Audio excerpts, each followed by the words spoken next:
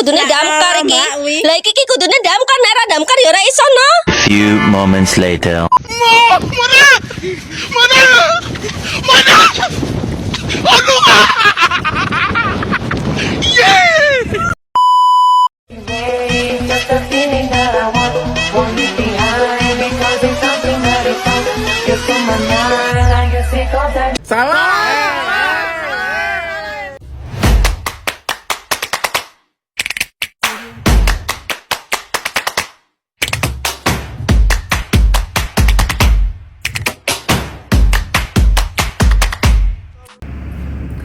Turunnya kebebasan internet global. Kebebasan internet terus menurun hingga 14 tahun berturut-turut.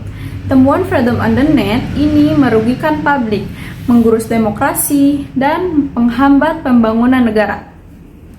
Penelitian Freedom on the Net 2024 dilakukan pada tanggal 1 Juni 2023 hingga 31 Mei 2024. Ada 3 indikator yang diteliti.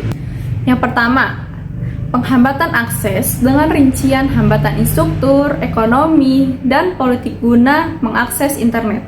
Indikator kedua itu adalah pembatasan konten, dan indikator yang ketiga itu adalah kekerasan terhadap hak pengguna internet. Dari laporan Freedom on the Net 2024, The Standard for Truth Online itu Indonesia menduduki urutan ke-49 dari 72 negara, naik tipis dari tahun lalu di angka 47 dari 100 negara. Situasi ini menunjukkan bahwa Indonesia itu adalah negara bebas berinternet.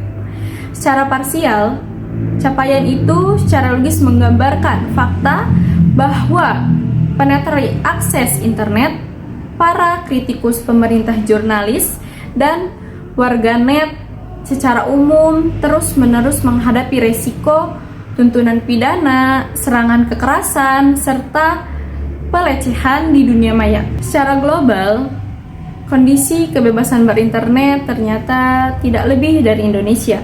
Ada 5 temuan kunci. Pertama, kebebasan berinternet terus menurun hingga 14 tahun berturut-turut. Yang kedua, kebebasan berekspresi secara daring terancam oleh hukuman penjara yang sangat berat dan juga meningkatnya kekerasan. Yang ketiga, sensor dan manipulasi konten digabungkan untuk mempengaruhi pemilu, melemahkan kemampuan pemilihan dalam memutuskan keputusan yang tepat, berpartisipasi penuh dalam proses pemilu, serta suara mereka menjadi didengar. Keempat, lebih dari separuh 4 negara yang mengadakan atau mempersiapkan pemilu. Pemerintah melakukan langkah-langkah untuk mengatasi integrasi informasi untuk mendapatkan hasil yang beragam terhadap hak asasi manusia. Dan yang terakhir, yaitu yang kelima, membangun lingkungan daring yang dapat dipercaya, memerlukan komitmen tinggi dan berkelanjutan terhadap kebebasan berinternet. Tahun ini, indikator FOTN menilai batasan konten turun ke skor rata-rata terendah dalam lebih dari 1 dekade, yang mengindikasikan bahwa sensor dan manipulasi daring semakin ekstrim.